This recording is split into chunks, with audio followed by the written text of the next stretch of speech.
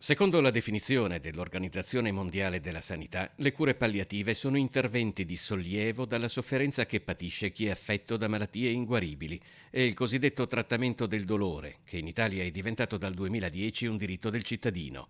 La sua applicazione in Veneto però ha diversi problemi e, sostiene il Partito Democratico, va migliorata. Da qui una nuova proposta di legge regionale a prima firma di Anna Maria Bigon.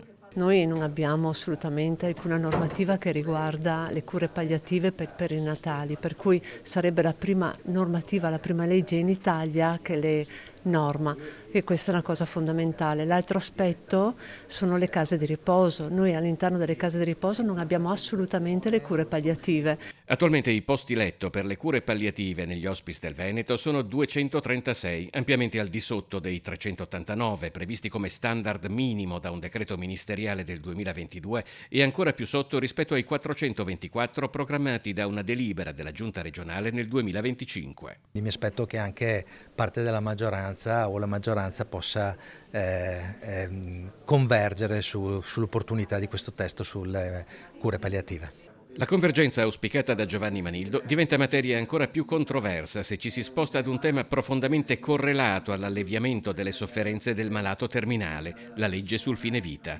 Nel gennaio del 2024 il Veneto fu la prima regione italiana a portare in aula una legge sul tema che fu respinta per un solo voto.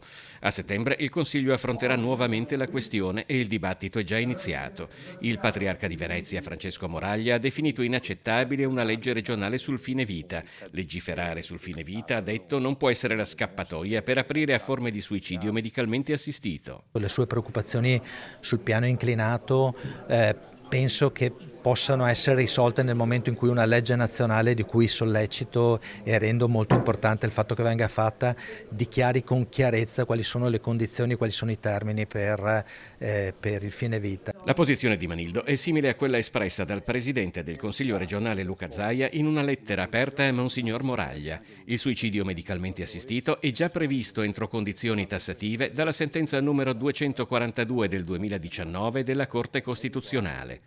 In una lettera aperta a Zaia, il senatore di Fratelli d'Italia Luca De Carlo afferma che invece bisognerebbe procedere unitariamente con una legge nazionale incentrata sulle cure palliative, perché il dovere dello Stato è curare alleviando fin dove possibile la sofferenza e non il sofferente. Nel 2024 il voto contro la legge regionale sul fine vita di Anna Maria Bigon rappresentò un caso all'interno del PD.